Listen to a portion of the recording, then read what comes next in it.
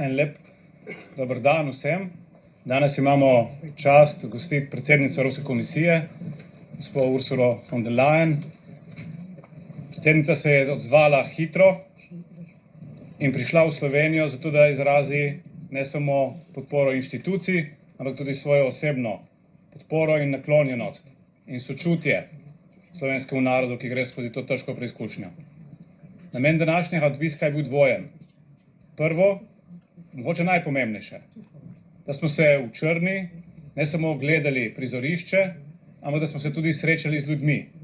In da smo ljudem v Črni, ne samo predstavnikom oblasti, ampak navadnim ljudem, jasno povedali, niso sami in ne bodo ostali sami, ne bomo pozabili na njih. In to ne velja samo za Črno, velja za celo Slovenijo, ki je bila prizadeta. To je osnovno sporočilo. Predsednica se je lahko na lastne oči prepričala o dvojem. O razsežnosti, koliko področij je bilo prizadetih in kako huda je dejansko škoda na samih tleh. Tudi tista, ki je mogoče iz zraka ni videti, ampak poplavljenih je bilo več 10 tisoč domov. In več 10 tisoč družin je danes obupanih, kako bojo preživeli v naslednjih tednih in mesecih. In naše sporočilo je jasno. Pomoč bo hitra, učinkovita in na nikogar ne bomo pozabili. Drugo sporočilo današnjega dne je, da Evropska unija je najboljše, kar se je lahko Sloveniji in Evropi lahko zgodilo v zadnjih stoletjih. Kajti, ko smo potrebovali pomoč, smo jo takoj tudi dobili. Isti dan, ko smo sprožili mehanizem hitre pomoči, je Slovenija že začela dobivati pomoč, točno tisto, po kateri smo vprašali. Vprašali smo po težki mehanizaciji, zato da smo se lahko prebijali do krajev, kot je Črna. In smo jo dobili. Vprašali smo po helikopterjih, zato da smo lahko oskrbovali odročne in odrezane kraje. In smo jih dobili. In danes smo se lahko v to prepričali, tudi v Črni. In to je tista evropska solidarnost, kar v resnici dela Evropo veliko. In kar je tisto, zakaj v resnici ni alternative Evropski uniji. In prav je tako. Če je Slovenija v preteklosti sama pomagala ob nesrečah v tujini, je danes deležna hitre, odločne in solidarne pomoči iz Evrope. Takrat, ko potrebujemo, takrat je solidarnost največ vredna. Ampak stvar se ne konča samo pri prvi hitri pomoči. Sedaj prihaja faza rekonstrukcije, faza sanacije. In tudi na tem področju, o tem boste predsednica sama več povedala, Evropa ponuja hitro in izdatno pomoč. In mislim, da to sporočilo, ki ga bo predsednica predala, da bo Evropska komisija naredila vse, da je Slovenija deležna hitre in izdatne pomoči, kar pomeni še letos, potem pa v naslednjih letih dodatno, je tisto pomembno sporočilo, ki ga bo tudi naša vlada v vse svoje načrte sedaj tudi vgradila. Ne samo to, ponujene so bile tudi tehnične pomoči, zato da bomo lažje odpravili vse oziroma premagali vse birokratske včasih ovire, da do tega denarja učinkovito pridemo in ga potem tudi učinkovito porabimo. Vsi se moramo zavedati, da je denar omejen, tako v evropskem proračunu kot v slovenskem. Ampak za odpravljanje teh posledic ga bo dovolj. Moramo pa biti pri tem učinkoviti in ta denar seveda racionalno porabiti. Predvsem pa mora ta denar priti do tistih, ki so najbolj prizadeti. In tokrat so to ljudje. Javna infrastruktura je pomembna, ampak ljudje so tisti, ki moramo najprej pomagati. Na tem področju bomo tudi naredili prve korake, oziroma smo že naredili in jih bomo tudi pospešili. Danes smo se lahko tudi prepričali, da je zakon, ki je danes v parlamentu, pravi način, kako pomagati občinam. Ljudje komunicirajo z občinami. Ljudje imajo stik z občinskimi upravami in občinske uprave potrebujejo denar takoj. Zato zakon, ki uvaja možnost 40% predplačila, to je popolna novost, ampak ta zakon rešuje natančno ta problem. Ne bomo čakali, da bojo škode popisane, da bojo občine našle same denar in pa ga zalagale. Ne, država bo dala predplačilo. In to je tudi tisto osnovno sporočilo, ki ga dajemo. In enako se pogovarjamo z Evropsko komisijo. Čim prej do denarja, zato da se dela čim prej izvedejo. Na ta način bo najbolj učinkovita. Potem bi se rad še enkrat zahvalil predsednici za njeno naklonjenost Sloveniji, za njeno razumevanje situacije in tudi zato, da nam je prišla naproti z v resnici izrednimi ukrepi. Izrednimi ukrepi, ki jih žal terja izredna situacija. Najverjetneje bo takih situacij v Evropi v bodočih letih še, zato se moramo pripraviti. In verjamem, da bo tudi Slovenija lahko na nek način zgledni primer, kako naj se Evropa pripravi za bodoče katastrofe, ki se jim verjetno ne bomo mogli izogniti, ampak da bomo pri tem najbolj učinkoviti. Hvala lepa. Predsednica, prosim. Thank you very much. Thank you very much, Prime Minister, dear Robert, that you took me to Črna. It is so important to see firsthand and with my own eyes the massive impact of this disaster. And it was heartbreaking to see the devastation that the rain and the flooding and the mudslides have caused. We feel with the victims, we mourn those who lost their lives. But it was also heartwarming to see the enormous solidarity of people and their confidence and their courage. And what I've met are people who stood together and stand together in the most difficult times, volunteers from all walks of life, a government that reacted swiftly, immediately, and worked closely with the authorities and the municipalities, the army, the police, the civil protection, the firefighters, the Red Cross, the mountain rescuers, just to name a few, who really showed that solidarity is one of the outstanding virtues of the Slovenian people. And I'm here today to let Slovenia and the Slovenian people know that Europe stands by your side. We were with you in the first days, immediately with the material that was needed. It is the mobile bridges, the excavators, the helicopters, and the technical team and the crews. And of course, we will stay as long as it is necessary. It was also impressive to see the contributions of the member states. I met French and German and Austrian and Croatian, just to name a few, that were working in Črna.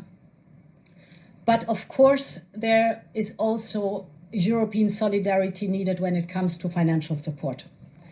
And I discussed today with the Prime Minister a package of 3 components for the immediate needs, but also in the mid and in the long term. A lot of investment has to be done for the recovery of this country. This package consists of, first of all, the Solidarity Fund. And here we will make accessible 400 million euros, 100 million of them still this year, and 300 million euros next year. Here, time, as always, is of the essence, so we need the request of Slovenia and a first damage assessment so that we can start with the disbursement. The second element is Next Generation EU. Besides the funds that Slovenia is already using and has programmed, there are still 2.7 billion euros accessible, so Slovenia can request them. Here, 2 time is of the essence because this request has to be done till the end of August.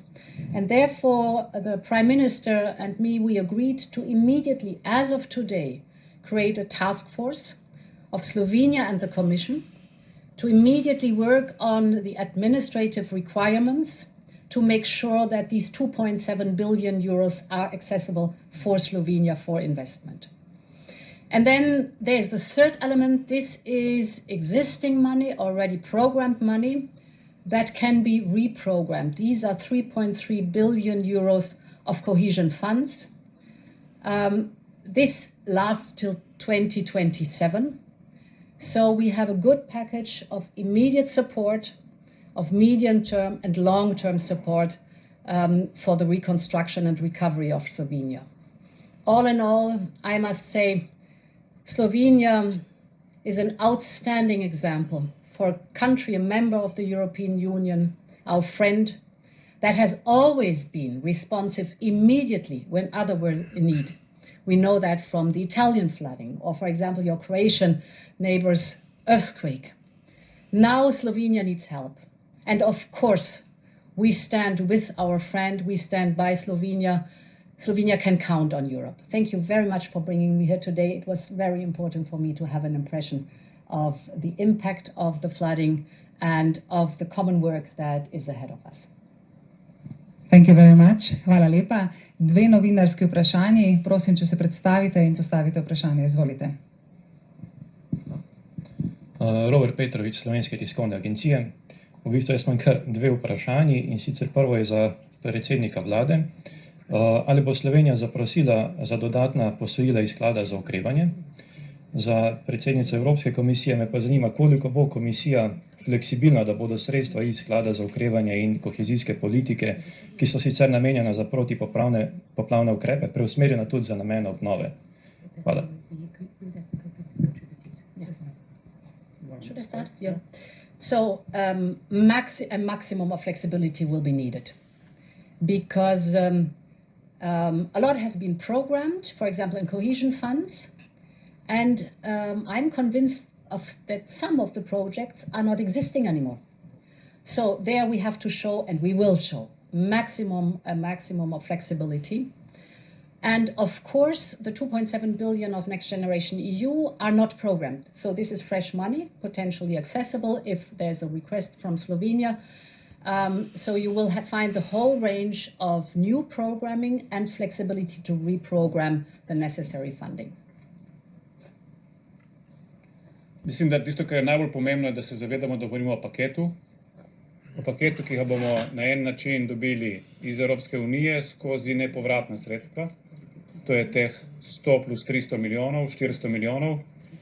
Ob tem, to je tako imenovan kratkoročni denar, ob tem pa možnost, da koristimo dodatno povratna sredstva. Ampak pri povratnih sredstvih, tako iz okrevanja odpornosti in iz kohezije, je pomembna fleksibilnost za reprogramiranje. Vsa ta sredstva so bila v preteklosti že programirana. Če jih ne moremo preusmeriti v rekonstrukcijo, nam ne koristijo praktično nič. In zato je tako pomembno sporočilo, da bo komisija delala skupaj s slovenskimi oblastmi, skupaj s slovensko vlado na tem in nam pomagala na tem, da pripravimo dokumentacijo, ki je potrebna za reprogramiranje. Bi pa rad že zdaj napovedal, da smo se pogovarjali tudi o tem, da slovenska vlada ustanovi poseben sklad za obnovo po poplavah, katerega bomo vložili ne samo evropski denar, ampak tudi denar iz slovenskega proračuna. To bomo imeli jutri na vladi. Prva tranša iz slovenske strani bo 300 milijonov in ta sklad je tisti, ki naj bi upravljal z vsemi sredstvi, ki so namenjeni rekonstrukciji. Želimo biti hitri, želimo biti zelo ciljni, zelo namenski in na enem mestu združevati vsa sredstva, ki jih bomo namenili rekonstrukciji. Jure Kosec, Delo. My question is for President von der Leyen. Natural disasters are becoming more common. From a policy standpoint, has the EU done enough to adapt to this challenge? And also, these types of disasters can lead to huge fiscal burdens for countries. The Commission is aiming to rewrite Europe's fiscal rules. How will it prevent those rules from becoming obstacles for countries trying to recover from large-scale natural disasters, such as the one we've witnessed here today? Thank you. So certainly in this natural disaster, climate change played a role, without any question. It's not the only reason, but it's one role that climate change played. And what we see is, and we experience it already in the last years, that we have more frequently and more intense extreme weather phenomena, weather situations. So we will have to learn to adapt to those, to rebuild and to invest smarter, and to work hard to fight global warming, because this is the underlying cause for the extreme weather phenomena. Now, what the Stability and Growth Pact is concerned, we're still in discussions. The finance ministers are negotiating. And indeed, there are the negotiations going around the individual path of reduction of debts for member states with, of course, safeguards and guidelines, but that there is an individual path and that, of course, force majeure will play a role in the ability to adapt to a trajectory of reduction of debt is without any question. Morda še kakšno vprašanje, če ne, zaključujemo. Še eno vprašanje, zadnje, izvolite. Če lahko samo še eno vprašanje, Iva Lačan, Bloomberg Adria. Pri vseh teh sredstvih, ki bodo na voljo za obnovo, me zanima, kako bo pa z sredstvi za gospodarstvo. Bo karkoli tukaj namenjenega, kar bo lahko gospodarstvo črpalo ali ne in na kakšen način? Najlepša hvala. Torej, kar se gospodarstva tiče, zagotovo ne bo prezrto. V zakonu, ki je danes v obravnavi na izredni seji parlamenta, je že poglavje o začasnih ukrepih za gospodarstvo. Začasnih, kar pomeni ukrepi v primeru, ko se zaposlen ne more zaradi višje sile zglasiti na delovnem mestu, ukrepi glede čakanja na delu. O tem mislim, da bo več govora tudi kasneje. V diskusiji in v debati z predsednico komisije pa smo odprli seveda tudi vprašanje državnih pomoči. Kot je že sama povedala predsednica, gre za primer višje sile. Na račun višje sile bomo pač morali v nekaterih primerih zaprositi za izredno obravnavo tudi pravil za dodelitev državnih pomoči. Tudi tukaj računamo na pomoč komisije prav pri pripravi teh ustreznih dokumentov in podzakonskih podlag. Glede na to, kar smo danes slišali, verjamem, da bomo pri tem uspešni. Tudi se bi rad odzval na prejšnje vprašanje pri fiskalnih pravilih.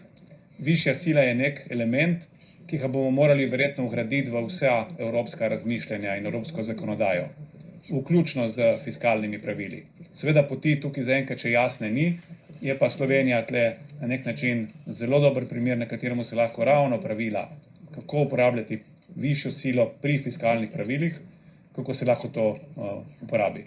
Tako da verjamem, da bomo v naslednjih mesecih na tem trdo delali in da bo tudi rezultat potem ustrezen. Perhaps there's one point I would like to add. It is important to know that, of course, Next Generation EU is exactly targeted at the support of business, and you have, in a very sophisticated and good plan, taken care that the grants are allocated specifically also to benefit the business sector.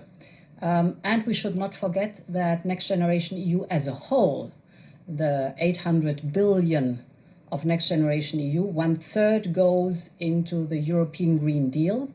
And this is not only fighting global warming, cutting greenhouse gas emissions, but of course adaptation also to climate change as we see it today. Hvala lepa. Hvala vsem medijem za spremljanje te izjave za javnost. Hvala obema voditeljema. Thank you, both leaders. Lep dan želim. That's good for me.